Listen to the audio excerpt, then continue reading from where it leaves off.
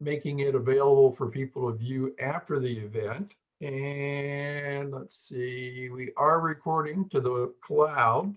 And so at this point, I'd like to introduce our former Vice President, Steve Andrus, and turn the program over to him since he was the one that put it together. Steve, you want to go ahead and take it?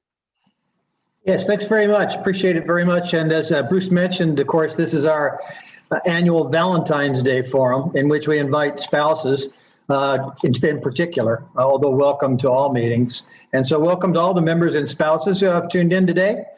We thought the topic of women in submarines would be of broad relevance and interest to our Valentine's meeting attendees. So about 6 months ago, we set about contacting some naval officers who might be able to tell us their experiences.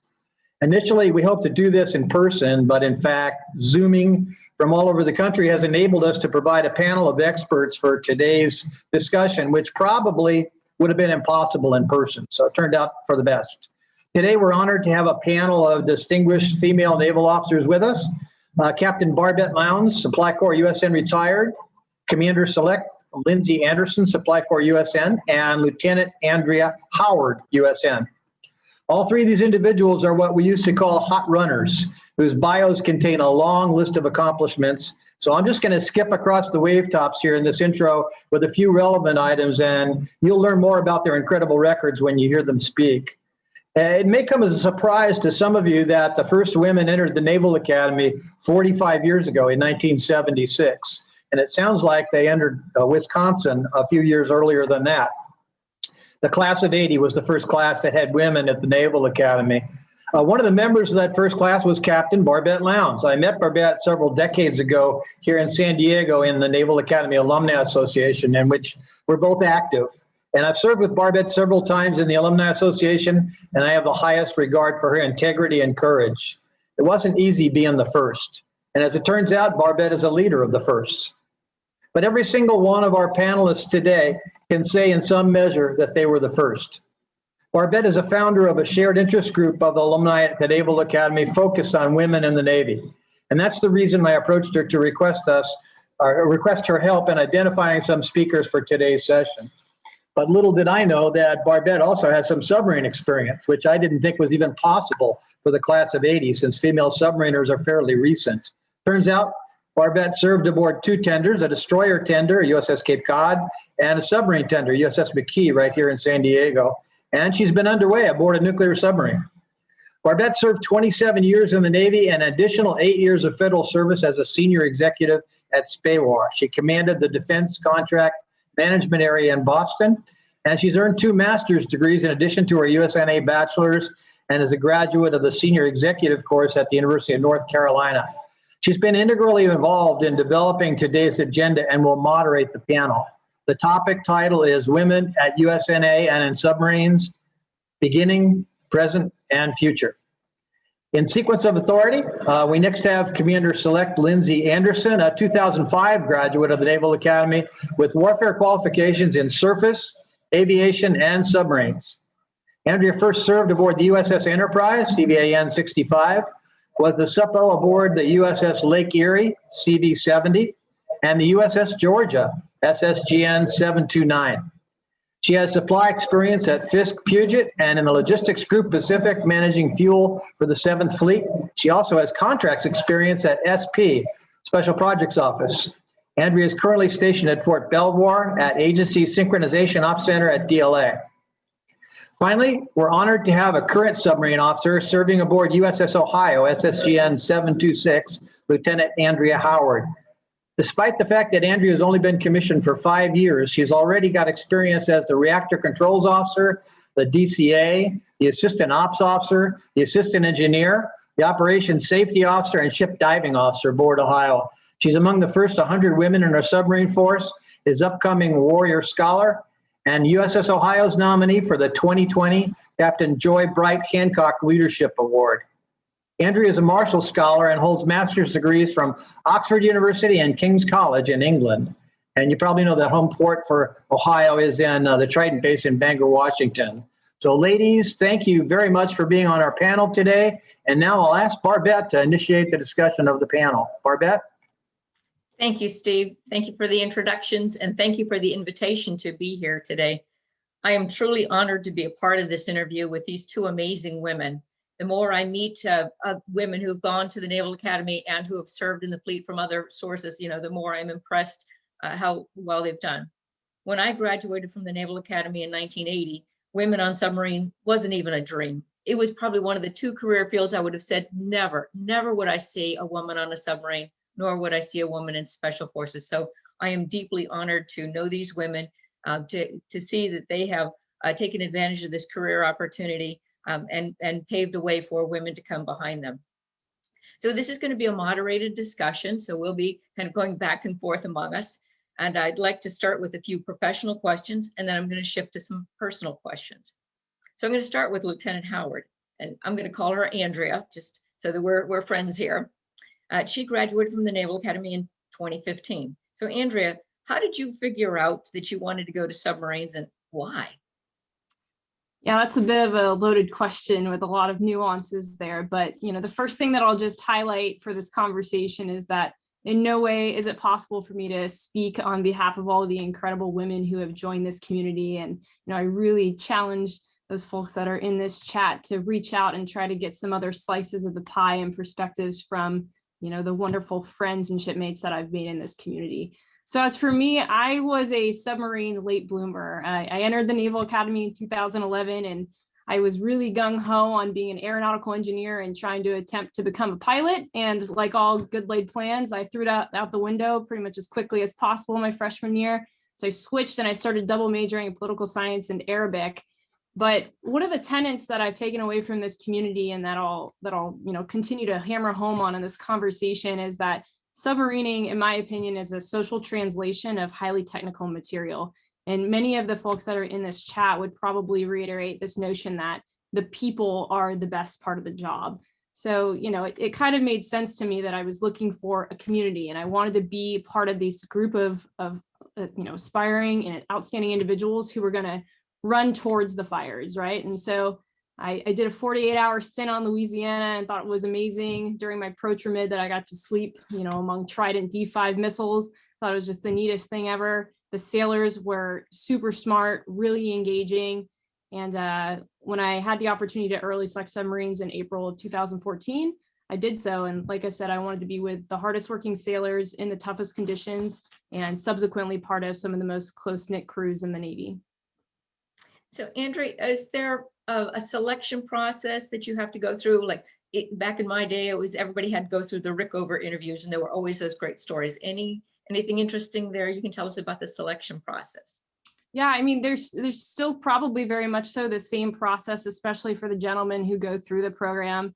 I will say that I just finished PNEO, so I'm really good at the moment at not answering the question that you've asked me. I've mastered that art a little bit. So I was looking for an opportunity and kind of the frame you sent us to talk about what the selection process has manifested into women. And you can't really do that without in an attempt to try to dissociate the history of how we've gotten to this point. And so I want to just take a moment before I talk about how it is for women right now to, express my thanks to you, Barbette, to the women of your class, to the supply officers like Lindsay, who's going to share her perspective, and also just to the men that are in this forum right now that took a chance on us and advocated for us and were willing to listen and to go through some of the struggles to get us to have the opportunity to be a part of this outstanding community that, leaves fingerprints on our souls. And, I'm not hyperbolic in saying that. So thank you to all of you. I'll continue expressing my thanks. So to get to the actual question, at the time that I was interviewing for submarines,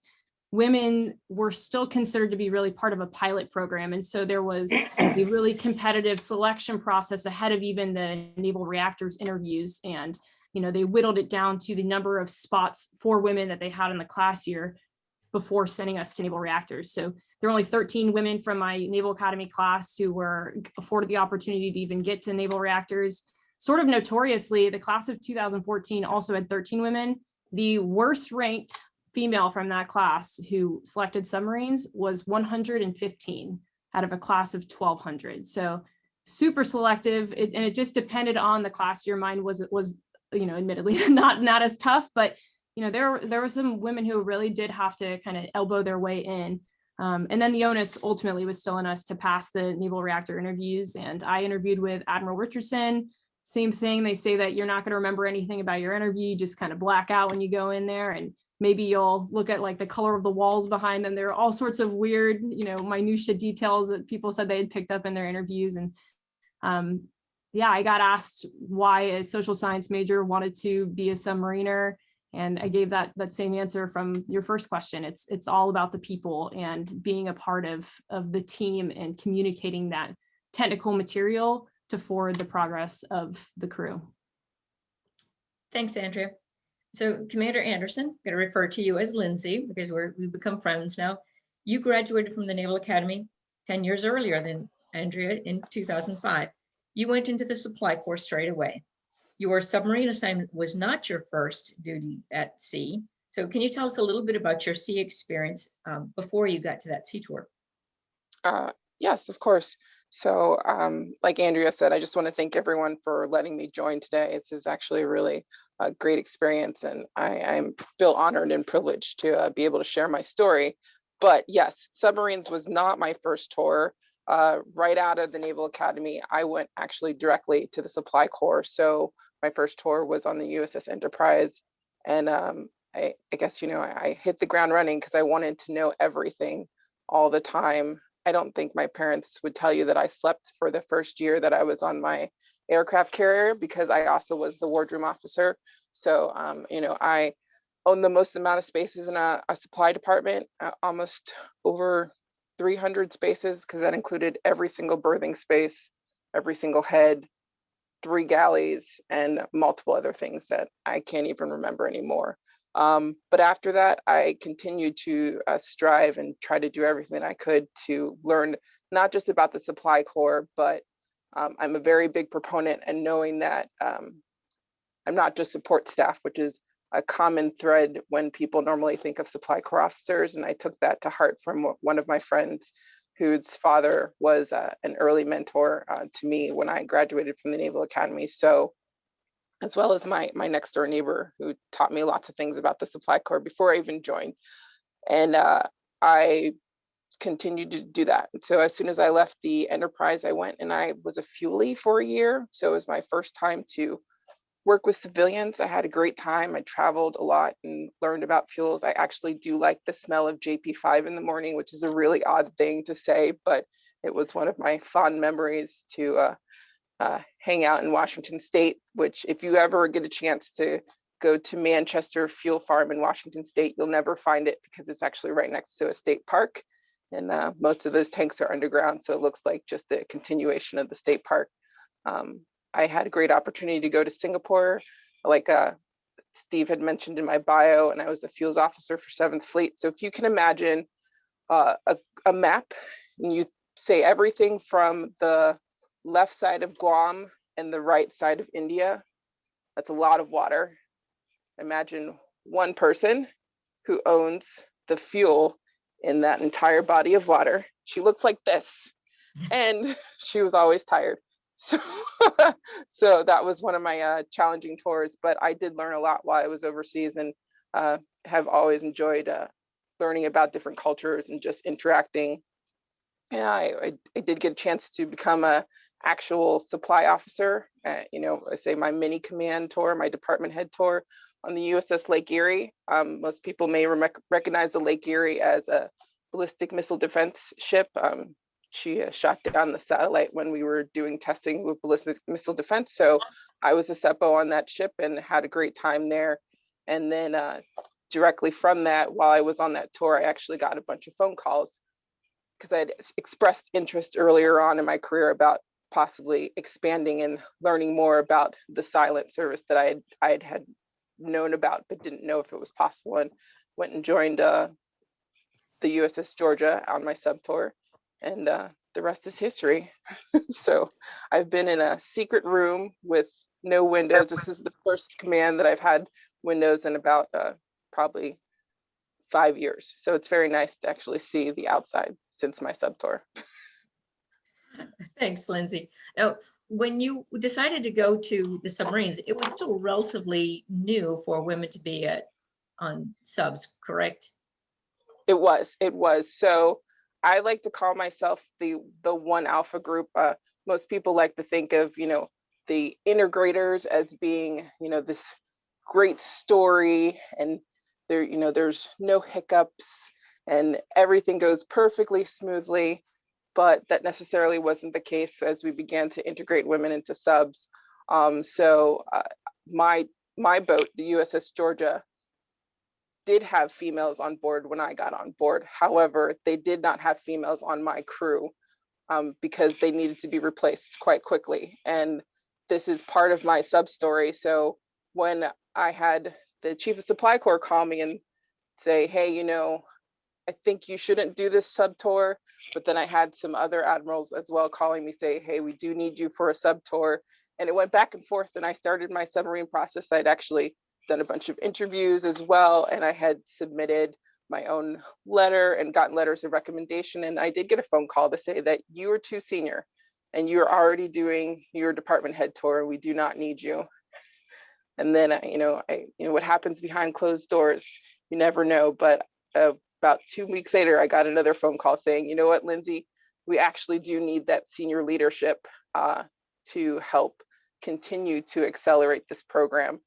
And I continued my submarine interview process into selection, and I was chosen, and it was a wonderful feeling. And I went through the pipeline, but I went completely by myself. I would say this is one of the biggest differences from most of my other submarine female officers. A lot of them got to go to sub school in a group with other female officers, or some of my supply officers, as our job was not just to be a submarine officer and help integrate women into subs, but also to be a mentor. They went as a large group. I went to sub school by myself with no other supply officers, with no other women in my sub school class. So I was the only woman, the only supply officer. I definitely love my parents for answering their phone at all times of night. And at the time, I love my husband, who is a former submariner, for answering his phone because he had no choice. So, it was a very long process in terms of selection from beginning to end, but I made it through and I got to my sub tour, and it was a great experience, and I wouldn't trade it for a world.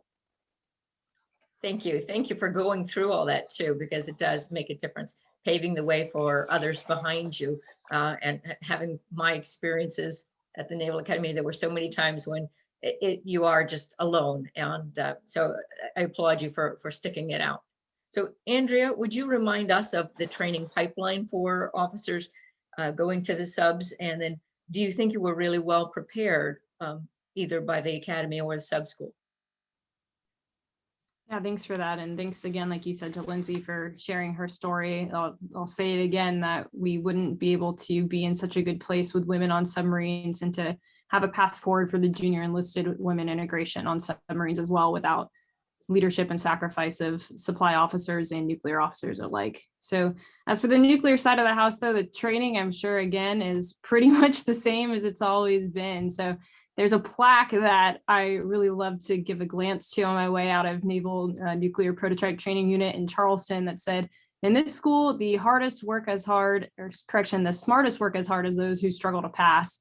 A good Rickover quote. And I certainly found that to be true. So I'm notionally pretty book smart. I love school, got to do the graduate school thing in the UK before reporting to NMPTC in Charleston to start the academic portion of the nuclear pipeline.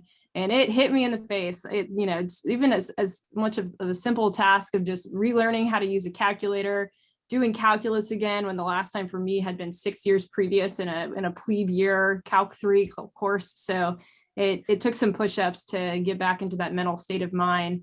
I got through the 6 months of Naval Nuclear Power Training Command in the classroom portion, and then transitioned over to the 635 in Charleston, the moored training ship. And thankfully went at a time when the boat itself was being pretty cooperational. So I was able to get through there in about 6.5 or 7 months. And, in terms of preparation, what the academy taught me, what even in graduate school taught me, what we've all kind of learned through the submarine community is that anything is pretty much possible if you know when to ask for help. So I was really fortunate going through prototype. I just stuck to the coattails of a former MDiv surface chief who had been picked up for state 21 and was going through as a surface junior officer. And, you know, like I said, I just kind of sat in his pocket, and he had actually been an instructor at the prototype in Charleston as well. And so it was incredibly helpful to have an asset like him and a mentor. And I've kind of continued that throughout the submarine, you know, pipeline and time aboard my boat is, you know, stick to kind of the smartest person in the room and see what you can glean from them. And that's pretty much your you know, equation for success. And something we can kind of touch on too is I would say though that prototype was the first time that I started, you know, getting the inclination that there were subtle ways that I was being treated differently in evaluations and in interpersonal interactions with staff. And like I said, we'll get to dig into that a little bit more down the road here. Okay, I'd like to kind of set a little context of what was the living situation like? Lindsay, we'll start with you. What was the living situation like on board? You know, how many women? You said you were the first woman in your crew, but you know, you weren't the only woman throughout. So how many women? What was the birthing situation, head situation like when you first got there, or how did it change? Okay, so this is actually, I was like, this is a great story. So when I got to my boat, when I say I was the first woman on my crew, Georgia Blue, I actually was the first woman on my crew, and I had to wait about 2 months for another woman to show up. At the time, they were a little bit behind in the training pipeline. So with women coming through the process, so I did have to wait for 2 months. My boat even had a chance to do, I was given a chance to do a quick ride on another boat, and I had to reach out with subgroup to a couple other boats before I could find a second female. So one of the important things to note during that time, and I'm sure Andrea confirmed it still now, it was always required to have 2 females on board. So you would never have 1 female on board a submarine. We say we come in packages of 2. So that was the requirement. And if you couldn't find a second one, then you had to try to find another one from another boat. And that does get very complicated when you're talking about managing small numbers, especially when I joined the submarine force. So when that finally did happen, there were 2 females on my boat. And then before I went on my first patrol, I had another female. So there were 3, as opposed to my opposite crew, Georgia Gold. They actually had 5 females on the boat. And this comes back to the beginning of my story where I said, you know, the Georgia was integrated, both crews at once. Unfortunately, due to, I say, the misjudgment of some other females that initially joined the program, they had to make changes quickly and move some of the female crew members to one crew so that they could house them all. And this becomes another story about, you know, as we got on patrol, unfortunately, I lost one of my females in the middle of patrol. And that's a very hard thing to do in the middle of the ocean, and something that's not meant to be a surface ship.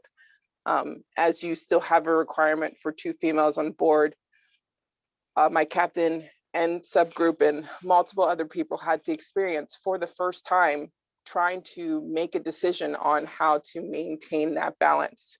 So I could either escort one of my own roommates. I mean, there's only 3 of us, so everyone was my room. Every female was my roommate. So I could either escort my female roommate that needed to leave the boat immediately back to the stateside, and therefore quickly ending my second roommate's time on board the boat for her first patrol, or we could come up with another solution. And I stayed on board. So in the end, I did end up staying on board, and the second female was able to basically hitch a ride with the surface ship that we rendezvoused with in the middle of the ocean, where I can never tell anyone where we were, but we we got her on board safely, and she went stateside with a female officer from an actual surface ship that was nearby. So it's a constant balance about that berthing. It's a very interesting thing. I know now it's not as complicated because it is more integrated, I'm sure, as Andrea can tell us. But, you know, being one of the first integrators with women on board, just the idea, and I'm sure not many of you would have thought of that, but just the idea of always having two, well, there should be no problem. But when your boat only has three, and if something happens to one and someone has to take them home, then that's always a large logistics issue, which I thrive very well in as a supply officer. So. All right, so back to the berthing. The three of you shared a berth, you know, a berthing area. And what about the head situation? Did you have a private head for the three of you, or was it shared with the men, flip the sign and good luck? It was a shared with the men, flip the sign and good luck situation. Is very, very interesting. Just being on board with that. I came from a surface ship, a cruiser, and so we had one head for all the females on board my cruiser, and they were only officers on the Lake Erie at the time. That was something normal to me, but coming on board a submarine and having to flip a sign every single time, well, that sounds great in theory, but when that one head is broken and you only have access to one other head, you would be surprised how many men did not like having to flip a sign and share on a confined space. So that was a common challenge about, you know, Supple, I don't understand why I have to flip this sign. You guys can't just use another head. Well, I don't know if you know where we are, but there's no other head to use. So that's. Been there. It's a challenge. I've got stories on that one. All right, Andrea, what's it like now on board your sub? How many women? What's the berthing situation like? What's your head situation?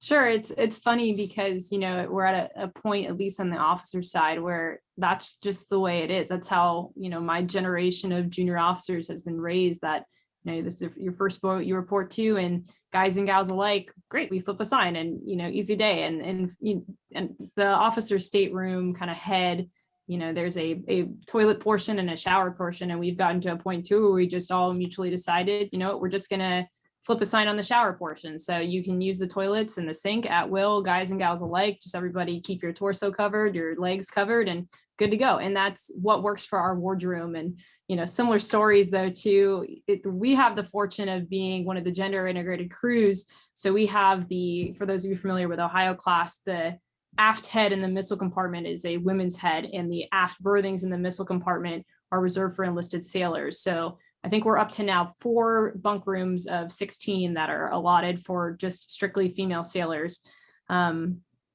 So with an extra aft head there, if something should happen with the officer head, at least on my boat, we can, you know, migrate back there as the ladies and we're good to go. But did have a similar story. I have a friend on the Maine who something happened with their showers, and they had to then shower in the XOCO's, you know, shower. And so that also makes for an awkward situation. In regards to the chief's quarters was kind of split off. So there's an independent shower for one of the berthings, just that has, it's nice. There's 3 racks that directly access the shower. Toilet has been separated from that shower. So the female chiefs are good to go.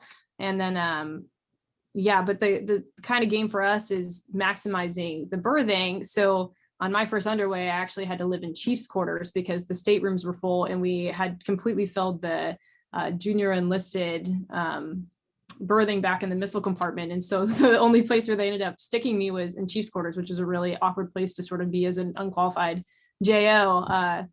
And you just adapt and overcome, and everybody learns how to set boundaries. But yeah, for the most part, at least, the officers and the enlisted have really reached a good state of harmony, and it's just the way it is, and everybody knows their boundaries and behaves as expected.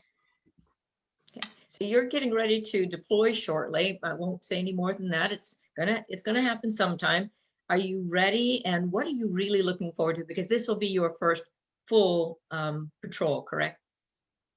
Yes. So, I mean, Ohio is a conventional missile submarine, so it's not the same as the deterrence patrols that the boomers will do, so to speak. But I'm very excited for the previous couple of years. Just as context, I've done what I've called a shipyard island hopping campaign of, starting in Puget Sound, ending in availability, getting out. We were supposed to just do a quick battery change out in Hawaii that turned into a larger diesel overhaul, compiled with COVID-19 complications and, temporary shutting down of shipyard or certain shops in shipyard. So this will be my first, tried and true mission. Very excited for that. I'm pumped to just, stand off the deck, hopefully get some time off the deck while actually on station. And really though, it's supposed to be a command win for Ohio. This would be the culmination of our junior enlisted integration, which started when we were in Puget Sound Naval Shipyard. And so for us as a crew to get out and finally do the thing that we are designed to do is going to be a huge victory for this whole notion of progress of women integration into submarine. On a personal note too, I have a mentor out here in the Pacific Northwest who, like Barbette, helped integrate submarine tenders, and she was on the Frank Cable, which actually will be our submarine tender for Ohio in Guam. So kind of a nice connection there too, of just getting to pay homage to one of my mentors and have her boat, which is, the oldest working submarine tender, work on my boat, which is the oldest working submarine in the fleet. So kind of a nice full circle little tip of the hat to her as well. Great, thanks. Lindsay, let's come back and talk about your time on board the submarine. What was it really like? I mean, what were some of the challenges that you experienced being out there, either as a supply officer, a woman of color? What was it really like for you? Great question, Barbette. I've been thinking long and hard about how to make this a succinct answer and really give everyone just an overview of my time on the submarine. It was challenging for multiple different reasons. Most supply officers that come on board submarines are directly out of supply school. So they go to supply school. Once they're done with supply school, they stay there. They go to department head school, and then the boat is really their first tour. I mean, given the amount of changes right now, a lot of people, are doing second tours on submarines, but the boat is normally a supply officer's first tour, and most likely the last time they'll ever see a submarine. As for me, I had already done my supply officer tour on the Lake Erie. I was serving as a supply officer. I had almost done my complete tour before I was supposed to transfer, and then I went to my submarine. So coming to my boat, being the first woman, it wasn't typical for my boat to have a senior lieutenant on board in the first place. So there are a lot of things, I think, just in terms of the typical submarine pipeline and what people normally expected of a supply officer that they didn't get with Lindsay. Only because I was senior, I knew who I was as a person. I knew who I wanted to be as a supply officer, and I knew the supply system, just not in the submarine force. And so that's what I had been focusing on and learning, really integrating into the submarine force as a whole and really expanding my knowledge. But as well, my job was to be a mentor. No one ever teaches you how to be a mentor, and being a mentor so young, but it was a very large responsibility that the supply officer, the supply corps, and the submarine community really had placed on supply officers. So that time on board it's almost really lonely, only because trying to maintain boundaries, as well as being unqualified. So just like any other, JO that normally would have come on board, I had no clue about what was going on my submarine. The closest I had gotten to it was down periscope, and that's the background that I had. But I had to put the work in, and I think just teaching my crew that who I was, respecting a senior female officer was different than just having a supply officer that they could kind of kick the crap out of because they were unqualified until they became qualified. I have no nuclear experience, so, of all the people on board, it's normally the supply department that's just kind of by themselves, and the docs and the YNs, we don't ever go to nuke school. So it's a constant balance. It was a constant balance of integrating into a crew when there were so many boundaries and so many obstacles already put in front of me to do that, just by the nature of my job, by the nature of how I came to the submarine force, and the nature of how I came to Georgia Blue. I mean, one of the biggest stories that I always tell people is, the candid conversations that I was required to have with everyone up and down the chain of command, not just with the junior enlisted, not just with the, senior enlisted, not just with my peers, but also with my CO and XO. Perfect example is I was walking to my stateroom and my XO pulled me over and said, Chop, I need to ask you a favor. I need to have a serious conversation with you. And I said, okay, sir, sure, no problem. He pulls me into his stateroom, his office space, to have the conversation. And he looks at me with a complete straight face and says, Chop, I need you to tell your shipmates, referring to the other female officers, I need you to tell your roommates that they need to stop smelling good, because it's very distracting to the rest of the crew. And I've gotten multiple complaints because they smell good. This is an honest to God conversation. I wish I was making this up, but this is an honest to God conversation. So it was my responsibility as an integrator to say, sir, hold on, we are about to have a closed door conversation. Because I had to explain to him, first of all, you can't say that to me.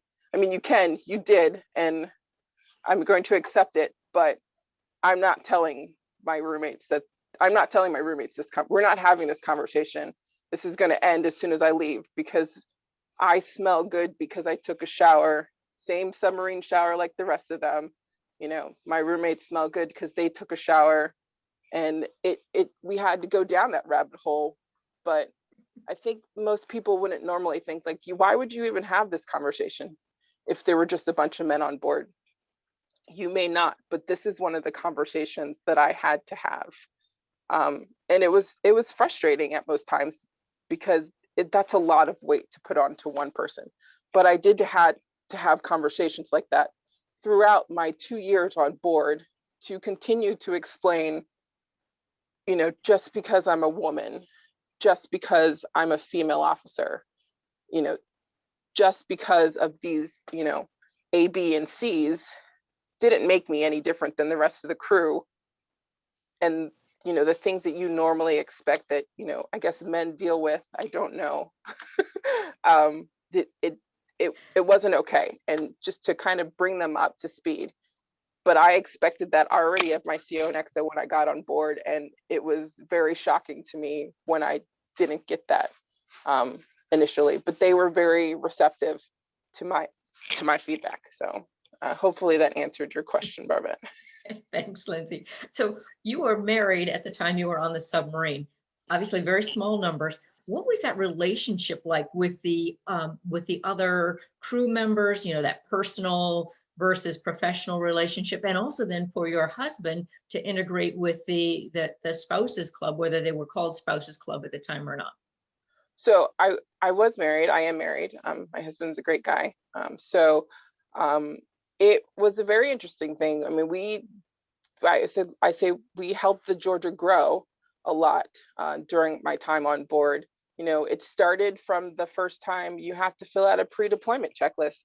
So every sailor gets a pre-deployment packet and they have to fill this all out. And, I looked at my husband jokingly and I was like, hey, hon, this sheet is for you. And this one's for me. Let's fill it out together. And so we did sit and try to fill out the sheet. But then he's like, Lindsay, I think you gave me the wrong sheet. And I was like, no, hon, this one literally says spouse on it. But he's like, no, look at this question. It says, are you pregnant? And I was like, no, are you? So having my husband also being a former submariner, he's like, this form is the exact same one I filled out when I was an E2 on a submarine. They knew you were coming, right? And I was like, yes, hon, they knew. And he goes, okay, well, we should probably update the form. And so that was, one thing that I had to take back. Like, hey guys, my husband, you know, he's not pregnant. So we should probably make this more inclusive of the entire military and this change that's happening when you have to fill this form out. But, you know, he also was, we were a long distance couple. So he was in Virginia and I was in Florida, Georgia at the time. And so he did a lot of things virtually when he could.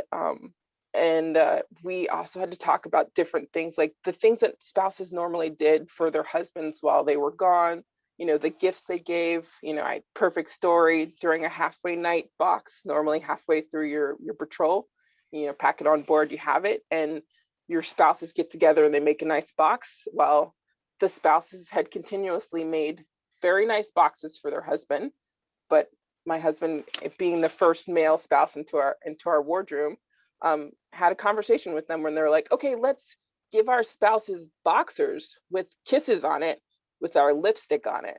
And my husband, being the great guy, you know, very go with the flow guy, was like, you know, I think I'd look good in a nice rouge, but I don't know if Lindsay will want a set of boxers.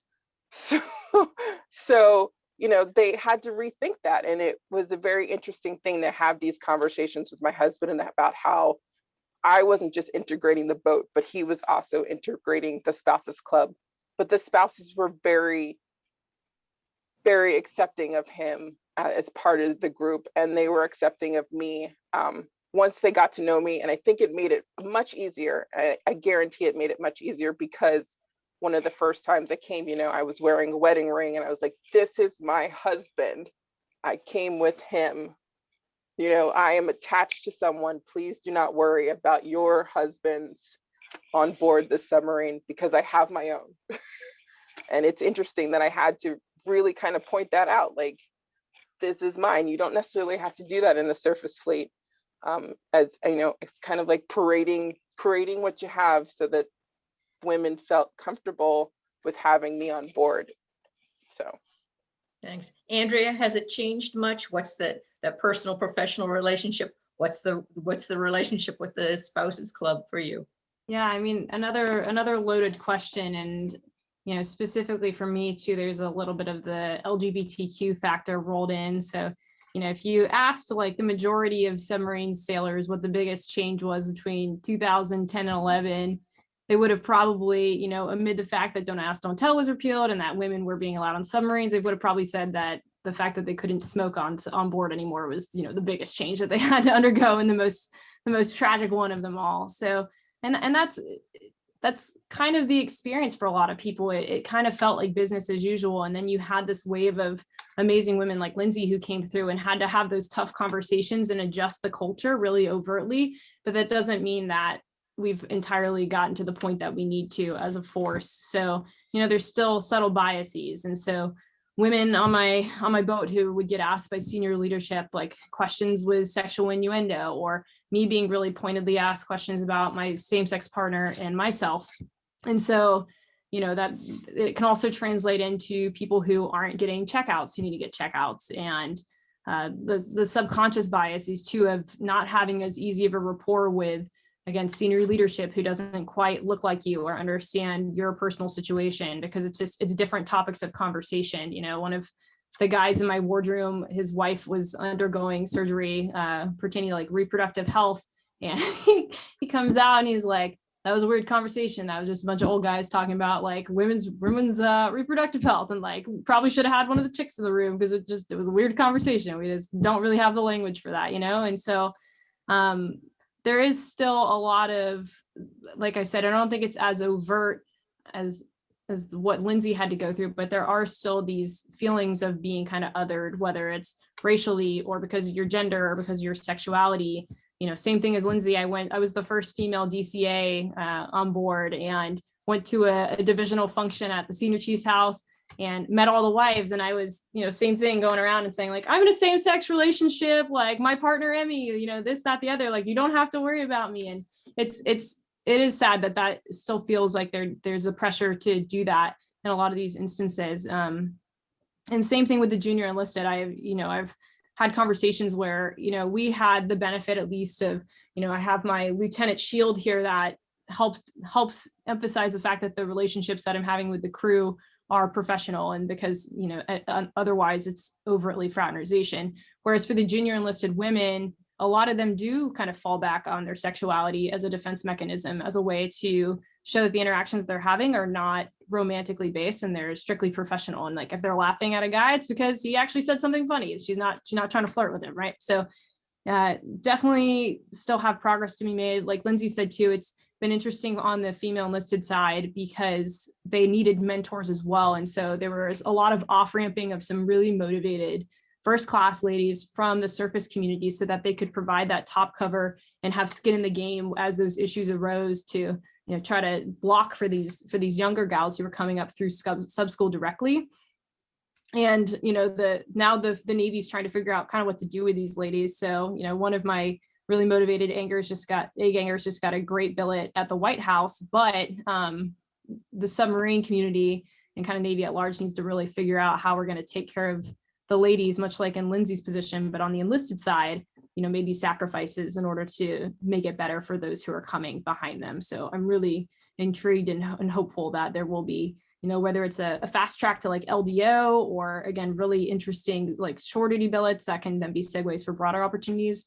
I'd be up for it all, but we have to take care of the pioneers. Good, thank you.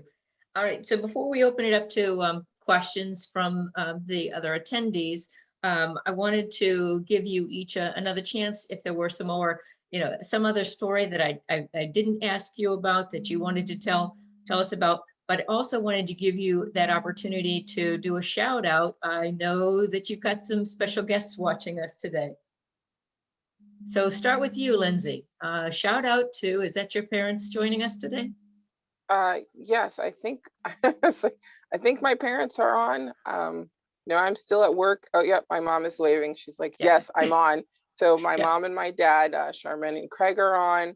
I think also like my other parents are on. Cheryl, and I think Cheryl is on with her husband.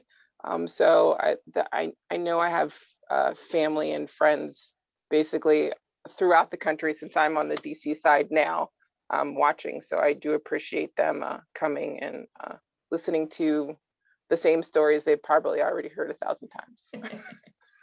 So are there any other stories that we didn't get to just now before we open it up for questions? You know, I say like a positive story, a positive, happy story. So just being my personality, my first time underway, and I don't know if this is a common thing among submariners because it just seemed to be like I was the only one taken back, but the first time we actually went underwater, and you know, everything's going, I'm completely unqualified, so I'm just an observer, but you know, they come over the 1MC and they go dive, dive, dive, and sounds go off, and I go, oh my goodness, it's real, it's just like in the movies. And you know, everyone looks at me and goes, yes, Chop, calm down, just keep on going.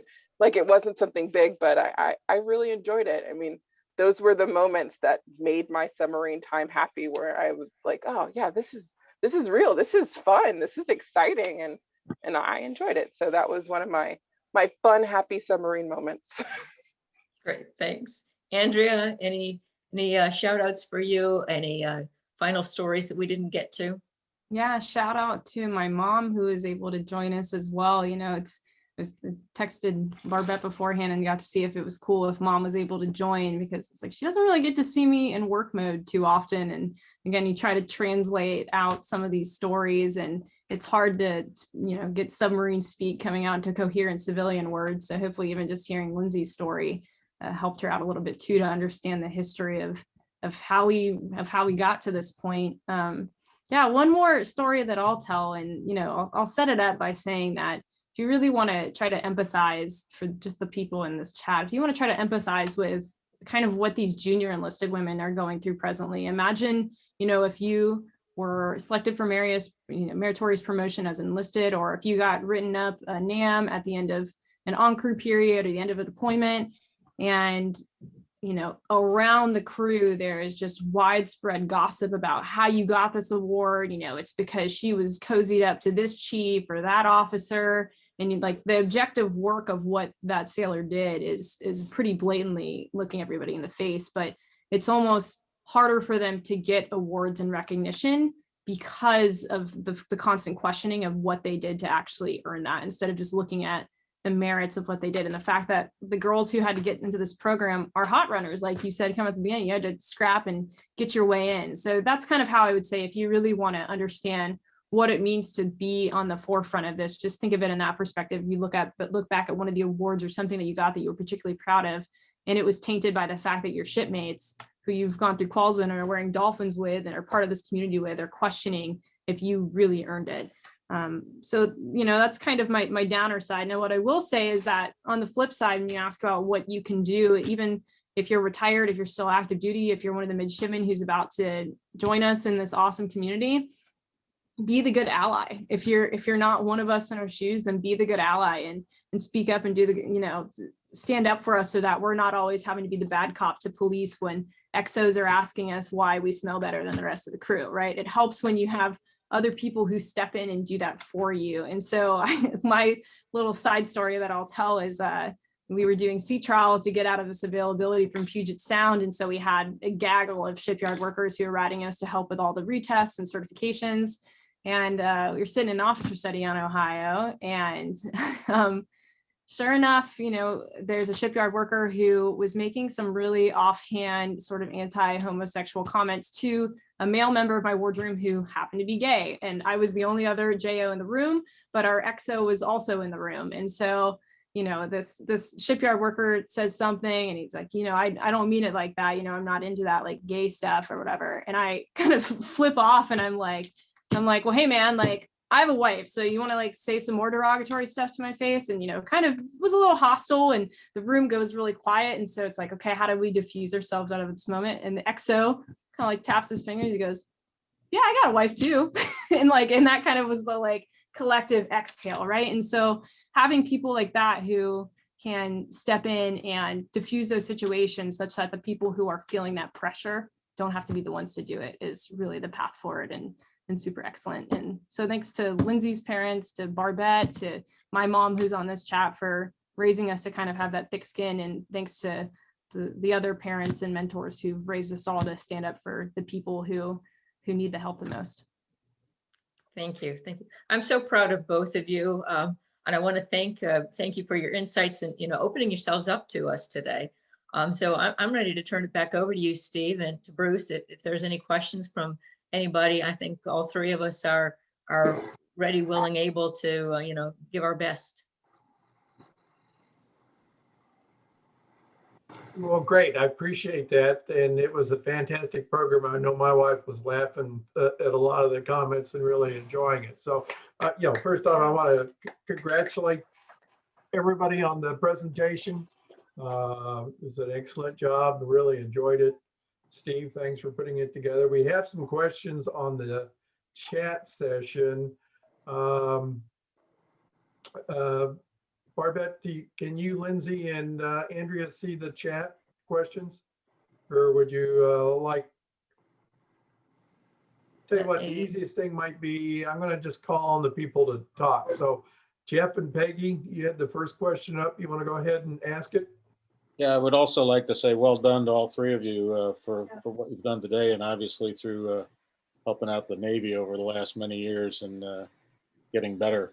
The question I have is the press. When women in submarines first became a reality, the press, I think, treated it kind of unfairly. And my wife, who's sitting here,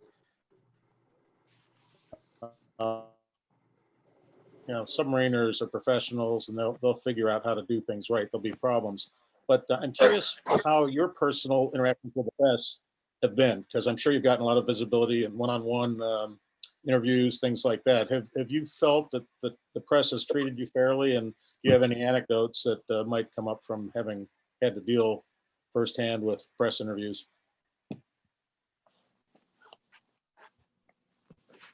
So Go ahead, Andrea. No, I mean, at this point, there's not a lot of direct contact with the junior officers with the press because we've reached the critical mass, so to speak, of enough of us being here and staying. It's a requirement now that there's a department head female for every boat that has junior officers. So, we kind of have some top cover as well in that regard. So I'll have to defer to Lindsay on that one. So Zoom quality today. I'd love to say that I got a lot of press when I came on board, but there wasn't actually any press for my time on board my submarine, even though I was the first. So it's kind of an underground story about just being an African-American female, being the first African-American female supply officer, being on a submarine. No one's really picked up that story. I had a moment after I left my submarine to go to NPS, and during, I think it was Women's History Month in March, I just happened to walk into the right place at the right time, and they did a story about a lot of women at NPS talking about celebrating Women's History Month, but that's really kind of the only press that I've gotten. I definitely have talked to a lot of people just about my experiences getting out there, but there hasn't been a lot of press coverage. And sometimes it's interesting, that we don't talk about some of the great firsts that have happened. And I know that's always a struggle just in general about highlighting some of the people that have gone before us and continue to go forward. So hopefully that answers your question. Yeah, thanks.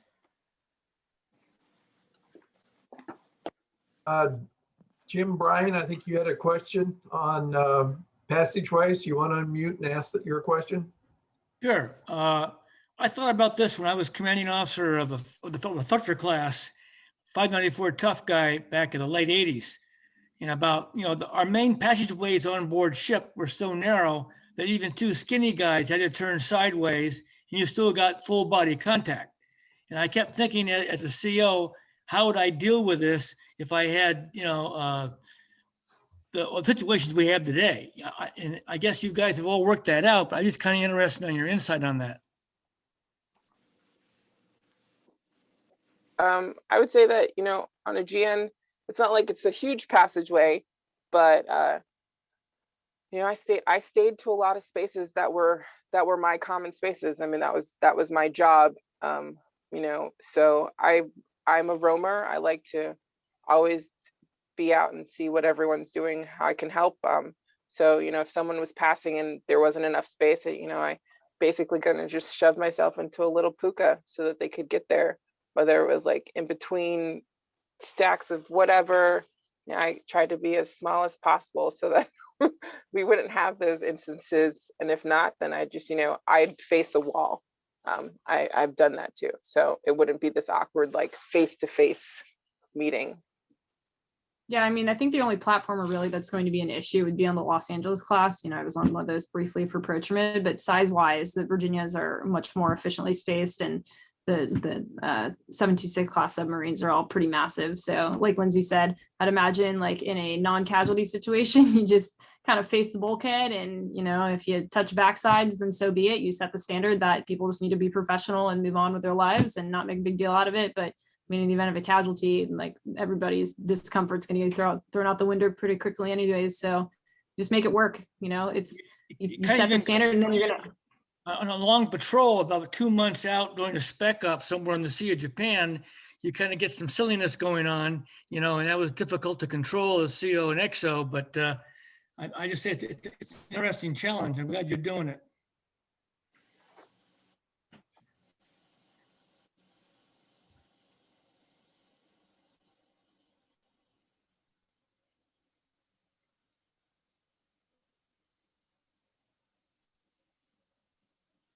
Somebody's got a hands up. Do we have any other questions from anybody else? Oh, yes, Fran Garbro. Fran is fine, and I appreciate that. I don't have a question. I got some kudos I want to pass out, if that's okay to do it at this time. I'd like to thank Jeff Fishback, who's my workout partner twice a week. And we have a very nice trainer that puts us through the ringers every Tuesday and Friday. So I want to thank him for inviting me. I give a kudo to the ladies that made the presentation today. I'm very, very impressed. I knew I would be, not a surprise, and you are outstanding.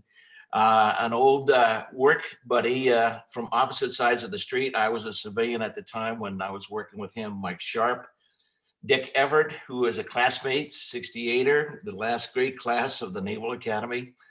Right, Dick? Charlie McVeigh, who I just greatly admire, and I think he interviewed me initially to join the Maritime Museum. My claim to fame is, and the reason why I can come to this submarine league function is I've earned my spurs that my dad was a submariner, yeoman during World War II, and eventually retired working for Jason Maurer as a commander. And then two of my plebes that definitely benefited from my expert training for them were John Paget and John Grossenbacher. Some of you may remember those folks and what they did. And I was surprised, not surprised, but I was happy to see Keith Fargo too. So a lot of kudos. And I just want to say it was a very, very enjoyable session here this morning for me. And thank you very much. Thank you for those comments, Admiral. Tim Oliver, you had a question. You want to unmute and ask your question?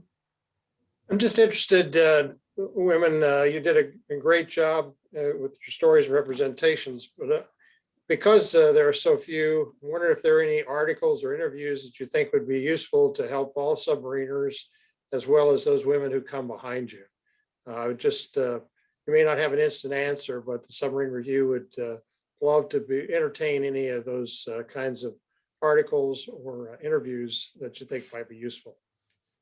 The best one that I've seen that comes directly from a junior officer is written by my friend Phoebe Kotlikoff, who is on the opposite crew for Ohio. So she was on Ohio Gold. It's published in USNI Proceedings, and it talks about, the title is escaping me, but it talks about kind of the social burden that's put on female officers to draw lines with the enlisted, and how, you know, women are really kind of uniquely suited on board because there's already sort of this trepidation around us, and the fact that we might be, you know, less apt to put up with the rude jokes and maneuvering or whatever it is, or the off the wall comments while standing watch and control. And so she writes about how women kind of can leverage that trepidation that the sailors might have, and the hesitance to really be the standard bearers for the culture that's set on the boat. It's really, really well written, and Phoebe's a rock star if you haven't read any of her other material. I read that one, I loved it, and I'll just shout out, the Commandant just recently said they're going to have 40 women, so that's a great tribute coming from 13 to the submarine force saying, bring them on.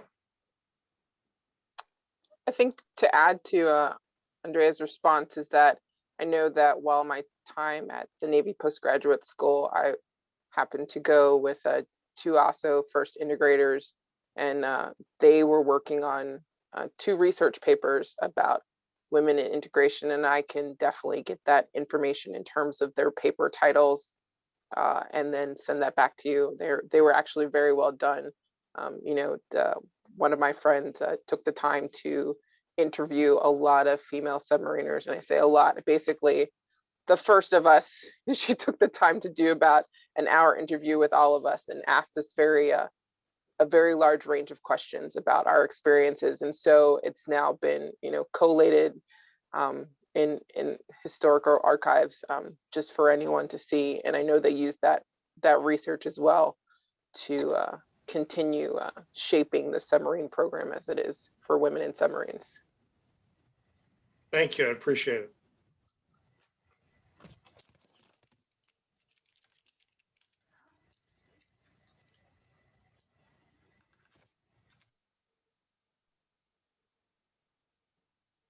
So it looks like Ed Seal was asking Andrea for the title and author of that. So if when you have a chance to find that and share that with our hosts here today, I'm sure they can get Absolutely. that back. Yeah, I just did a Google search, and it's called Gender Still Matters, and it's by Phoebe Kotlikoff. I'll spell her name for you guys in the chat.